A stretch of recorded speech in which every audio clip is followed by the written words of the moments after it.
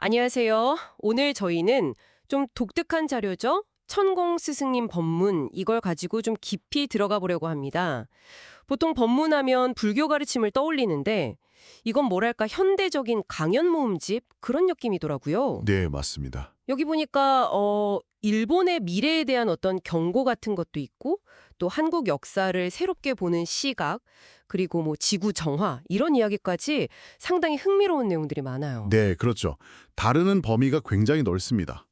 그래서 저희가 오늘 할 거는 이 자료 안에 담긴 여러 주장들, 그 핵심을 좀 뽑아보고 또 어떤 연결고리가 있는지 살펴보면서 이걸 들으시는 여러분이 아, 이런 내용이구나 하고 빠르게 파악하고 또 스스로 생각해 볼 지점을 찾도록 돕는 거, 그게 목표입니다.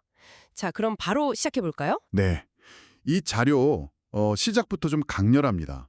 일본의 가까운 미래에 대해서 상당히 좀 충격적인 예언 같은 걸로 시작하거든요. 아, 그래요? 어떤 내용인데요? 구체적으로 뭐 3년 안에 큰 자연재해가 올 수 있다. 이런 식으로 경고를 해요.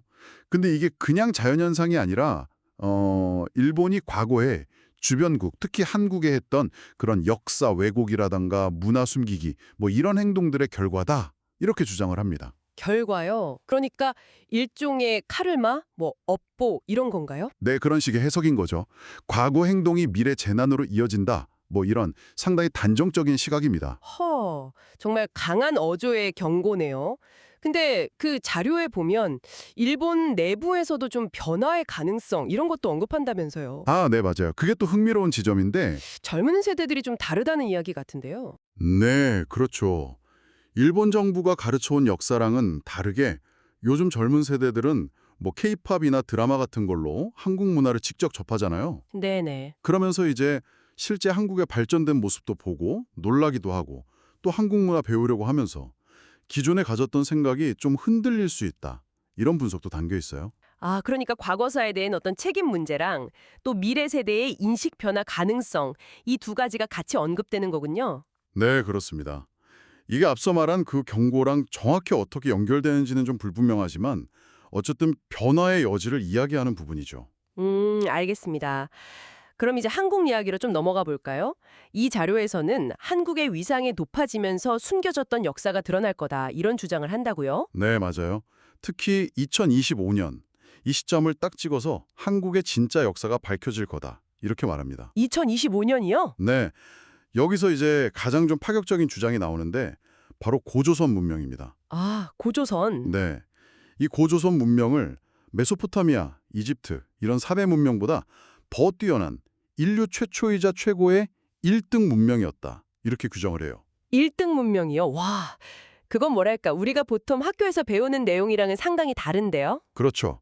굉장히 파격적인 주장인데 이 위대한 역사가 과거에 일본이나 중국에 의해서 의도적으로 축소되고 감춰져 왔다. 이게 이 자료의 핵심 주장 중 하나입니다. 1등 문명이라. 근데 왜 그렇게 주장하는 걸까요? 혹시 뭐 구체적인 근거 같은 걸 제시하나요? 뭐 유물이라든지 문헌이라든지? 어떤 고고학적 증거나 문헌 자료를 막 상세하게 제시한다기보다는요.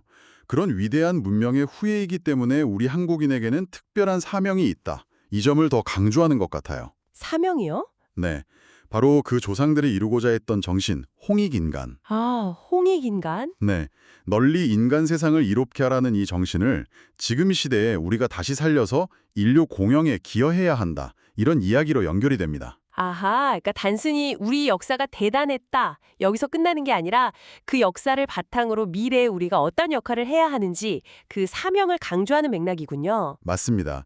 그래서 요즘 전 세계적으로 한류가 퍼지고 또 한국어 배우려는 열풍이 부는 것도 이런 맥락에서 해석을 하더라고요. 아, 그런 현상들도 다 한국인이 가진 어떤 잠재력, 인류에 기여할 역할, 이런 것의 발현으로 본다는 거네요. 네, 그렇죠.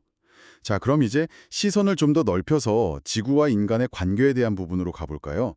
이 자료는 자연재해를 보는 시각도 좀 독특해요. 네, 보통 재난, 재해하면 그냥 나쁜 거, 파괴적인 거 이렇게만 생각하기 쉬운데 여기선 좀 다르게 본다고요? 네, 태풍이나 지진 같은 자연재해를 지구가 스스로를 정화하는 과정으로 봐요. 정화 과정이요. 네, 예를 들면 태풍이 막 바다 밑바닥을 뒤집어서 오염된 걸 정화시키듯이 파괴적인 면만 있는 게 아니라 그 이면에 새로운 시작 또 생명의 순환을 가능하게 하는 긍정적인 기능도 있다는 거죠. 아, 지구의 자정작용 같은 걸로 이해하는군요. 그렇죠. 그런데 그 지구 오염의 근본 원인이 인간의 말, 특히 악한 말에 있다고 보는 시각이 참 독특했어요. 이게 무슨 의미일까요? 네, 그 부분이 상당히 강조되는데요. 환경오염 같은 이런 물리적인 문제의 뿌리에 인간들이 쓰는 부정적인 언어 습관, 특히 막 남 비난하고 탓하는 그런 악한 말이 있다고 주장을 해요. 말이 오염의 원인이라니 좀 비약 같기도 한데요. 그렇죠. 그래서 해결책도 거기서 찾습니다. 예쁜 말을 쓰고 상대를 존중하고 그리고 제일 중요한 게 남 탓하지 않기. 이걸 실천하면 개인의 내면 정화는 물론이고 사회, 나아가 지구 전체가 정화될 수 있다. 이렇게 보는 거죠. 남 탓 안 하기. 네, 심지어 이 남 탓 안 하기를 딱 100일만 실천해도 내면의 병이 사라진다. 뭐 이런 언급까지 있어요. 와, 개인의 언어 습관이 지구 환경에까지 영향을 미친다는 건 정말 스케일이 큰 관점이네요. 이게 삶과 죽음에 대한 이야기로도 이어진다고 들었어요. 네, 맞습니다. 인간은 대략 한 100년 정도 살잖아요. 그 시간 동안 각자 자기한테 주어진 사명을 다하기 위해서 이 땅의 온존재다. 이렇게 보고요. 죽음이나 혹은 뭐 재난으로 인한 희생 같은 것은 그 영혼이 짊어지고 온 과거의 업, 즉 카르마를 해소하고 더 나은 다음 생으로 나아가는 과정이다. 이렇게 설명을 해요. 아, 그러니까 죽음이나 희생도 어떤 영적 성장의 과정으로 본다는 거군요. 네. 그래서 죽음을 두려워하거나 지금 당장의 고통에만 너무 몸을 대지 말아라. 그 이후에 인류를 위해 뭘 할 것인가? 이런 더 큰 질문에 집중해야 한다고 촉구를 하죠. 네, 오늘 살펴본 이 천공스승님 법문이라는 자료가 정말 여러 차원의 이야기들을 하나로 꿰고 있다는 생각이 드네요.